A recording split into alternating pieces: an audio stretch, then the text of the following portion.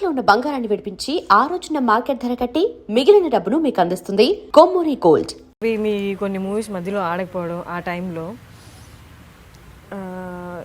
ఎవరైనా అన్న సిచ్యువేషన్ కానీ ఆర్ మీకు అనిపించిన సిచ్యువేషన్ కానీ ఉందా? ఎలాగో మనకంటే ఒకటి ఉంది కదా ఇండస్ట్రీలో, ఒక సపోర్ట్ ఉంది కదా, ఆ సపోర్ట్ దగ్గరికి వెళ్దాము అని అన్నయ్య దగ్గరికైనా అంటారు ఎప్పుడు కూడా. అన్నయ్యతో సినిమా చేయాలి బ్రదర్, నీకు పడిపోద్ది అన్నయ్యతో బ్రదర్ అంటే అవ్వదు అంటాను. ప్రాక్టికల్గా ఏంటంటే ఒకటి మన లైఫ్ కొంతవరకు సపోర్ట్ ఉంటుందండి. ఆ తర్వాత మనం ఇప్పుడు ఎంతకాలం సపోర్ట్ తీసుకుంటాం అది కరెక్ట్ కాదు.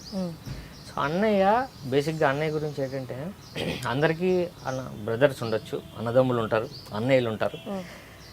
బట్ అన్నయ్యలు అంతవరకు చేస్తారు అన్న విషయం మనకి సొసైటీలో చాలామందికి నేను చూశాను. అంటే ఎంత చూశానంటే ఇప్పుడు తమ్ముడు 1,00,000 రూపాయలు కావాలంటే నోట్ రాయించుకున్నాడు అన్నయ్య 1 lakhకి. అలాంటి అన్నయ్యలు నేను చూశాను. బట్ ఈయన ఏంటంటే నా మీద 3 సినిమాలు ఇన్వెస్ట్ చేశారు. అంటే మీరు లెక్కేసుకోవచ్చు 3 సినిమాలు అంటే. సో వీడికి ఎలా అయినా సక్సెస్ ఇవ్వాలి. 143 హలో ప్రేమిస్తారా, తర్వాత బంపర్ ఆఫర్తో సక్సెస్ వచ్చింది. సో ఆ తర్వాత నుంచి నా జర్నీ నేను చేయాలి. ఇంకా మళ్ళీ డిపెండ్ అయిపోయి మళ్ళీ అన్నయ్య దగ్గరికి వెళ్ళి అది కరెక్ట్ కాదు. సో ఒక బ్రదర్గా ఆయన బ్రదర్ కన్నా తండ్రిలాగే ఆయన ఎక్కువ ఇన్వెస్ట్ చేశాడు నా మీద. ఎవరు ఇన్వెస్ట్ చేస్తారు? ఇంపాసిబుల్, జరగదు. చాలామంది ఫాదర్స్ ఇప్పుడు కొడుకుల మీద ఖర్చు పెట్టట్లే. అలాంటిది నాకు క్రోర్స్ ఆఫ్ మనీ నా మీద పెట్టారు. సో ఒక కొన్ని ఇయర్స్ తర్వాత బంపర్ ఆఫర్ వచ్చింది. ఆ తర్వాత నేను జర్నీ చేయాలి. ఇంకా ప్రతిదానికి ఆయన దగ్గరికి వెళ్తే కరెక్ట్ కాదు, ఫస్ట్ పాయింట్. రెండో ఏమైందంటే ఫైనాన్షియల్గా అన్నయ్యకి ప్రాబ్లం వచ్చింది. సో ఆయన ఇప్పటి వరకు సంపాదించిందంతా లేకుండా ప్లస్ ఇంకా కొంత అప్పు ఉండి, సో ఫైనాన్షియల్గా ఒక 6 years బ్యాక్ ప్రాబ్లం వచ్చింది. సో ఆయనే మళ్ళా ఇనీషియల్గా మళ్ళీ స్టార్ట్ చేశారు. సో ఇప్పుడు పరిస్థితులు రెండు, ఒకటి నేను నా జర్నీ చేయాలి, ఆయన ఇవ్వాల్సింది ఇచ్చేసాడు ఫస్ట్ పాయింట్. 2 ఆయన కూడా అక్కడ ఫైనాన్షియల్గా లేదు. సో అలాంటప్పుడు చాలామంది చెప్తుంటారు అన్నయ్య దగ్గరికి వెళ్ళి అన్నయ్య దగ్గరికి వెళ్ళి. నాకు తెలుసు ఎప్పుడు వెళ్ళాలో ఏం చేయాలో, అంతే కదండి. సో ప్రాక్టికల్గా వాళ్ళకేం తెలుసు తెలియదు ప్రాక్టికల్గా. ఇంకోటి ఫర్ సపోజ్ అన్నయ్యే ఓకే నీతో సినిమా చేస్తాను రా అని ఆయన అన్నప్పుడు ఆ ప్రాజెక్టు ఇప్పుడున్న పరిస్థితుల్లో లాస్ట్ ప్రాజెక్ట్ అవుతుంది. ఎందుకంటే బిజినెస్ కాదు.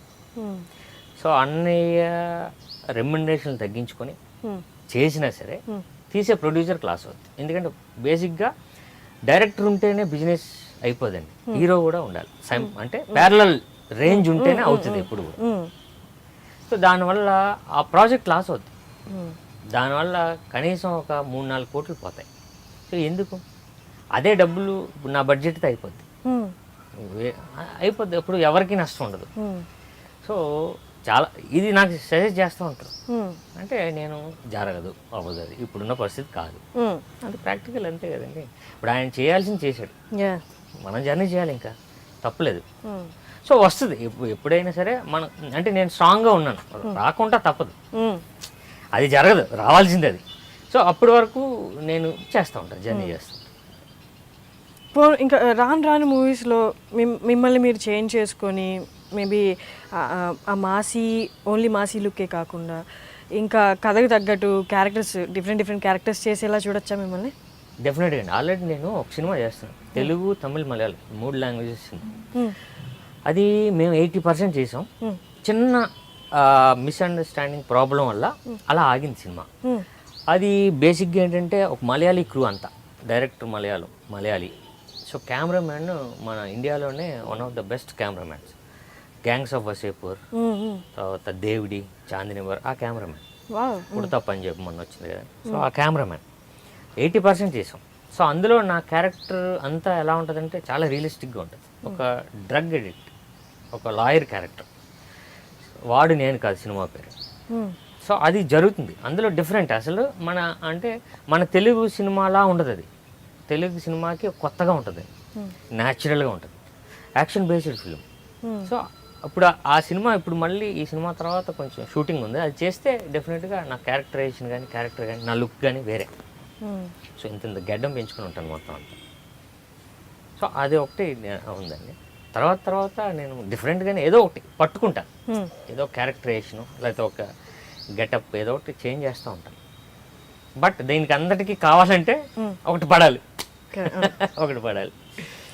కొంత దూరం వరకు సపోర్ట్ అయినా ఆ తర్వాత మనది మన ప్రయత్నం అది సక్సెస్ అయినా అవ్వకపోయినా మనం ప్రయత్నిస్తూ ఉండాలి అనేది అది నా కాన్సెప్ట్ ఉండవు. మనం పని చేయాలి, రిజల్ట్ మనకు అనవసరం, మనం పని చేయాలి. ఎప్పుడొప్పుడు వస్తుంది, రిజల్ట్ రాక తప్పదు. బట్ పని ఆపేస్తే కష్టం. బోల్డ్ ప్రాబ్లమ్స్. అప్పుడు నాకు ఎలా ఉంటుందంటే, ఇప్పుడు నాతో సినిమా స్టార్ట్ చేస్తున్నారనుకో ఇప్పుడున్న పరిస్థితిలో, ఆడితో సినిమా ఏంటారని బోల్డ్ మంది చెప్తూ ఉంటాను డెఫినెట్గా. ఎందుకంటే అది ప్రాక్టికల్గా నేను ఎలా, నాకేంటంటే ప్రాక్టికల్ నాలెడ్జ్ అంటే అంతా నేను తెలుసు. నాకు హీరో అని లోపల కూర్చోకుండా బయట ప్రపంచం మీద కూడా అవగాహన శుభ్రంగా ఉంది మన ఇండస్ట్రీ మీద, వీటితో సినిమా చేయొద్దు అని చెప్తారు. సో నేను ముందే చెప్తాను, నాతో సినిమా చేయొద్దు అని మీకు చాలా మంది చెప్తారు. బట్ అది డిసైడ్ అవ్వండి. ఓకే, నాతో చేయాలా వద్దా మీరు డెసిషన్ తీసుకోండి. రేపు ఇప్పుడు నాతో నాకు కథ చెప్పారుగా, మీరు బయటకు వెళ్ళగానే మీతో నాతో వద్దని చెప్తారు. సో అది మీరు ప్రిపేర్ అయ్యి నా దగ్గర రండి, నాకు ప్రిపేర్ అయ్యి నాతో తీయండి సినిమా. హాఫ్ మైండెడ్గా వద్దు. ఇప్పుడు ఇంత పెడుతున్నారు, బిజినెస్ అవ్వదు, తర్వాత ఫ్రస్ట్రేషన్ మళ్ళీ అదంతా జరుగుద్ది. సో అదంతా ఫిక్స్ అవ్వండి అని చెప్పడం జరిగింది. అలా ఫిక్స్ అయినారే శ్రీకాంత్. లేదు, శ్రీకాంత్ రెడ్డి ఇది సినిమాకి ప్రొడ్యూసర్ అండి. ఓకే, ఆయన యాక్చువల్గా కొరియోగ్రాఫర్, బట్ ఏ సినిమా చేయలేదు, అసిస్టెంట్లుగా చాలా సినిమాలు చేశాడు. సో అలా కాదు, మంచి కథ విన్నాను, మంచి కథ పట్టుకొని ప్రొడ్యూస్ చేద్దాం అని డైరెక్టర్ని సుదర్శన్, ఇద్దరు ఫ్రెండ్స్, సుదర్శన్ దగ్గర కథలు విని ఈ కథ సెలెక్ట్ చేసుకొని ప్రీ ప్రొడక్షన్ బాగా చేసి 6-7 months చేయించాడు. సో ఈ సినిమాకి ఎవరైతే బాగుంటుంది అంటే సాయి అని ఇద్దరం అనుకొని, బిజినెస్ అవ్వదు ఓకే పక్కన పెడదాం, కథకి కరెక్ట్ అని ఆ ప్రొడ్యూసర్ కూడా నన్ను అప్రూవ్ చేయి. సో నేను ఇదంతా చెప్పడం జరిగింది. సో ఇది ప్రాబ్లం ఉంటుంది. సో దానికన్నిటికీ నువ్వు ఓకే అంటే ఓకే, ఓకే నేను ఓకే అన్నాడు. అలా జర్నీయే ఈ సినిమా. నేను రకం. అండ్ మల్టీ స్టారర్ ఫ్యూచర్లో ఏమైనా ప్లాన్స్ ఉన్నాయా? నేను డేంజర్ అదే చేశాను. డేంజర్లో నేను నరేష్ గారు చేశాను. లేదండి, అది చాలా మంచిది. అదే ఆ క్యారెక్టర్ ఆసమ్ ఉంటుంది, రియలిస్టిక్గా ఉన్న పాజిటివ్ క్యారెక్టర్. చాలా ఆ క్యారెక్టర్ చాలా బాగుంటుంది. ఆడి మధ్యలో డబ్బులు వచ్చిన కుర్రాడు అంటే అలా ఉంటాడు.